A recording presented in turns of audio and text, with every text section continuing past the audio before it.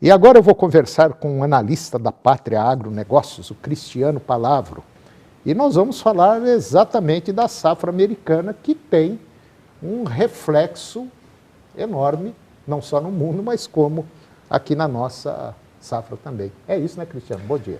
Bom dia. Com certeza um impacto muito grande aí na precificação da soja e do milho aqui no Brasil. E o grande problema está na soja, viu, Antônio? Nós estamos em meio, posso dizer com bastante tranquilidade, nós vamos ter a melhor safra americana que eles já registraram aí em todos os tempos. As produtividades esperadas por lá são as maiores já registradas.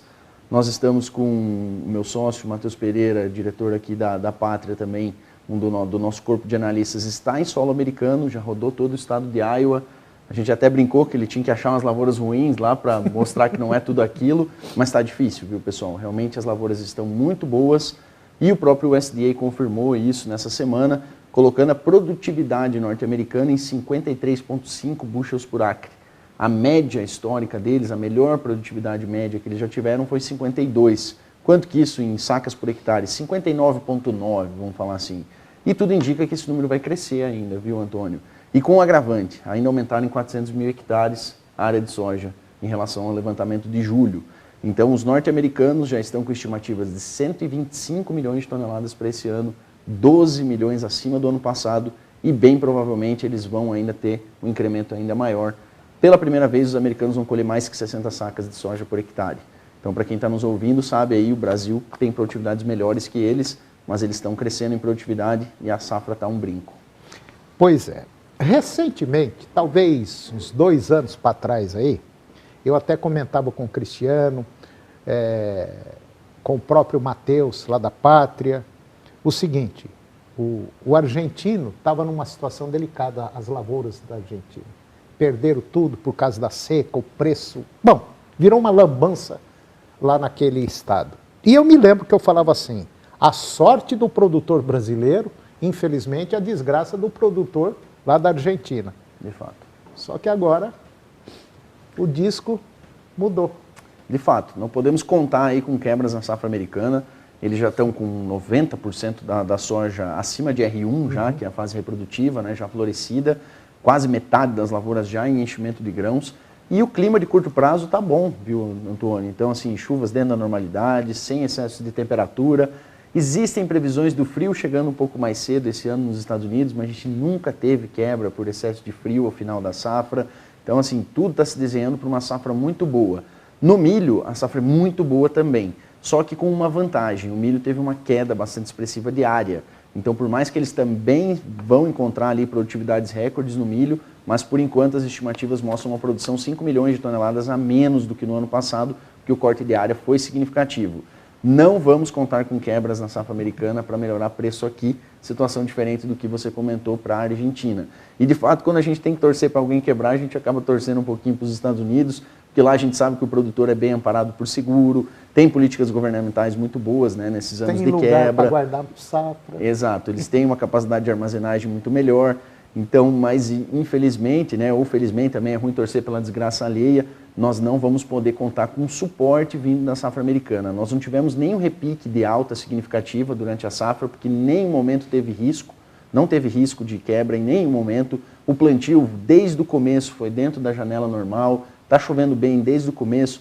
Tem pontos isolados ali que teve excesso de chuva. Isso é normal, né? Isso é normal, o país é enorme, eles plantam 35 milhões de hectares. É claro que uma área ou outra teve problema, mas na média nacional, uma safra muito boa.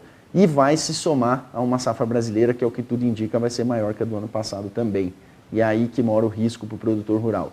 Acho que essa semana é uma semana bem complicada para preço. O produtor que está nos assistindo sabe bem o que eu estou falando. Os preços derreteram desde segunda-feira, depois da divulgação do USDA, mas era algo esperado, tá, pessoal?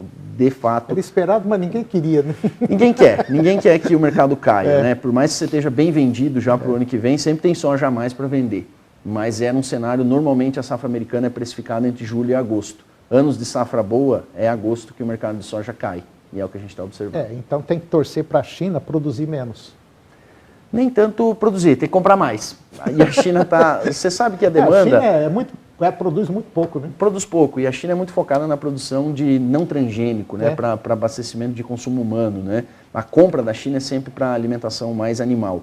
E da China a gente tem que esperar uma boa demanda, e de fato não dá para reclamar da demanda da China. Não, eles não dá vão não, fechar pelo contrário. Com quase 110 milhões de toneladas compradas, é um recorde. A demanda, eu costumo dizer para os nossos clientes, ela São duas Argentinas que eles compram. É mais que isso. É mais que isso. É mais do que duas vezes a safra da Argentina. Exatamente. A demanda, ela está numa fase assim que ela está boa, sabe, Antônio? E isso nos dá dois sinais. Um é bom, que a demanda está boa, então é bom. Só que o que está bom é difícil melhorar, né? E esse é o problema. A demanda já não está ruim, ainda assim os estoques vão ficar grandes. Eu falo, o preço é uma baliza do que o mercado quer. Soja de R$200 no porto, que a gente viu entre 2021 e 2022, era um sinal do mercado falando produzam. A gente precisa desse produto. Hoje o mercado está dando um sinal um pouco diferente. Sinal um pouco mais de pé no freio. Mas esse pé no freio ainda não vai chegar nessa safra, o que tudo indica. A área não vai cair. Me preocupa muito o cenário para o ano que vem também. É claro que o mercado é muito dinâmico, tá, pessoal? Essa soja abaixo de $10 por bushel em Chicago também começa a inviabilizar uma próxima safra dos Estados Unidos. E aí a gente pode ver um efeito contrário, né? Uma migração para milho. E aí as circunstâncias mudam lá na frente. Mas por enquanto, sem dúvida, preocupação para todos. Agora, Cristiano, só para a gente encerrar. Se a economia brasileira der uma melhoradinha, sabe o que vai acontecer? Vão consumir mais leite, mais carne de frango, mais carne de suína, mais carne de boi e uma série de outras coisas que envolvem soja e milho. E automaticamente dá um fôlego para o produtor também. Com certeza. A demanda interna é um fator de suporte, viu? Tanto soja quanto milho. Então, é bom a gente fica falando muito, mas tem que olhar agora para dentro de casa aqui, abrir a porta e olhar para dentro da nossa casa. Que se a economia continuar do jeito que vai estrangular o mercado. Se a economia brasileira melhorar, se eles derem eu não sei o quê, mas do jeito que está não pode. Petrobras dando prejuízo, outra dando prejuízo, corta 15 bilhões aqui, corta dinheiro dali. Aí a coisa vai afundar. Então, para que não afunda, a economia interna tem que dar suporte. Se der suporte, a coisa melhora um pouquinho. De fato. Se a gente tiver o mercado brasileiro mais aquecido, principalmente no setor de carnes, isso ajuda muito o mercado de grãos também.